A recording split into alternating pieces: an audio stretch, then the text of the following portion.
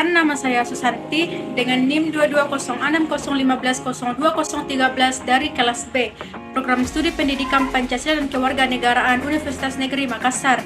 Di sini saya akan menjelaskan materi tentang hubungan hukum sebagai pemenuhan tugas mata kuliah pengantar ilmu hukum oleh dosen pengampu Bapak Muhammad Amin SPD MPD.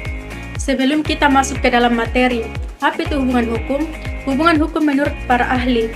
Menurut ahli Aljevan Apeldoorn mengartikan hubungan hukum sebagai hubungan yang diatur oleh hukum. Adapun yang diatur oleh hukum ini adalah hubungan yang timbul dari pergaulan masyarakat yang mana terdapat batas antara hak dan kewajiban. Menurut ahli El Soroso mengartikan hubungan hukum adalah hubungan antara dua atau lebih subjek hukum yang mana dalam hukum ini ada hak dan kewajiban suatu pihak yang berhadapan dengan hak dan kewajiban pihak yang lain. Apa yang melatar belakangi timbulnya hubungan hukum? Latar belakang timbulnya hubungan hukum adalah adanya hubungan antara dua subjek atau lebih, di mana hak dan kewajiban suatu pihak bertemu dengan hak dan kewajiban pihak lain. Dengan kata lain, hubungan terjadi di dalam ranah hukum sehingga dapat menimbulkan konsekuensi hukum. Hukum sebagai himpunan peraturan-peraturan mengatur hubungan sosial. Kita dapat melihat contoh, yaitu Beni menjual tanah kepada Kesha. Perjanjian ini menimbulkan hubungan antara Beni dan Kesha yang diatur oleh hukum. Beni wajib menyerahkan tanah kepada Kesha dan Kesha wajib membayar harga tanah kepada Beni serta berhak meminta tanah kepada Beni. Seandainya salah satu pihak tidak mengindahkan kewajibannya, maka pihak yang dirugikan itu dapat mengajukan gugatan ke pengadilan dan hakim akan menjatuhkan sanksi hukum. Hubungan Beni dan Kesha yang diatur oleh hukum seperti demikianlah dinamakan hubungan hukum. Adapun ciri-ciri adanya hubungan hukum. Untuk memahami lebih jernih tentang hubungan hukum, maka perlu disampaikan bahwa hubungan hukum itu setidaknya mempunyai 3 unsur sebagai cirinya, yaitu yang pertama, adanya orang-orang yang hak atau kewajibannya saling berhadapan. Yang kedua, adanya objek yang berlaku berdasarkan hak dan kewajiban. Yang ketiga, adanya hubungan antara pemilik hak dan pengemban kewajiban atau adanya hubungan terhadap objek yang bersangkutan. Adapun syarat-syarat terjadinya hubungan hukum.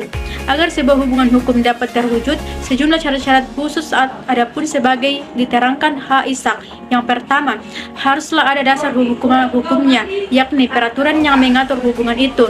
Yang kedua, harus menimbulkan hubungan hukum. Jenis hubungan hukum dapat diklasifikasikan menjadi hubungan hukum bersegi satu dan hubungan hukum bersegi dua. Yang pertama, hubungan hukum bersegi satu. Dalam hal ini, hubungan hukum yang bersegi satu hanya satu pihak yang berwenang, pihak lain hanya berkewajiban. Jadi, dalam hubungan hukum yang bersegi satu, hanya ada satu pihak saja berupa memberikan sesuatu, berbuat sesuatu, atau tidak berbuat sesuatu. Yang kedua, hubungan hukum bersegi dua, yaitu hubungan hukum dua pihak yang disertai adanya hak dan kewajiban pada masing-masing pihak. Kedua belah pihak masing-masing berwenang atau berhak untuk meminta sesuatu dari pihak lain. Sebaliknya, masing-masing pihak juga berkewajiban memberikan sesuatu kepada pihak lain. Mengapa bisa terjadi hubungan bersegi satu dan hubungan hukum bersegi dua? Hubungan bersegi satu terjadi karena dalam hubungan hukum ini hanya ada satu pihak yang berwenang sementara pihak lainnya hanya berkewajiban.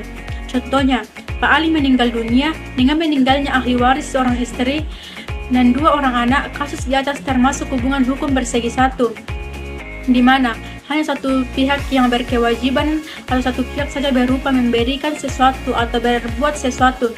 Dalam kasus ini, Pak Ali memiliki kewajiban untuk mewariskan hartanya kepada ahli warisnya, dan sebaliknya, ahli waris berwenang untuk mendapat harta warisan. Hubungan hukum bersegi dua terjadi karena dalam hubungan hukum ini, kedua belah pihak memiliki hak dan kewajiban masing-masing. Contohnya, Aisyah menjual sepeda motor kepada Bayu. Melalui perjanjian ini, maka timbul hubungan hukum antara Aisyah dan Bayu yang diatur oleh hukum. Aisyah wajib menyerahkan sepeda motor kepada Bayu, sebaliknya Bayu wajib membayar harga sepeda motor kepada Aisyah dan berhak mendapat sepeda motor dari Aisyah. Kasus di atas termasuk dalam jenis hubungan hukum bersegi dua, karena merupakan suatu perjanjian jual beli kedua belah pihak, di mana kedua belah pihak berwenang atau berhak meminta sesuatu dari pihak lain. Tetapi sebaliknya, kedua belah pihak juga berkewajiban untuk memberi sesuatu kepada pihak lain. Adapun titipan kata dari Najwa Shihab, bagaimana rakyat bisa percaya hukum jika sang penegak yang justru melanggar hukum? Sekian dari saya, terima kasih dan wassalamualaikum warahmatullahi wabarakatuh.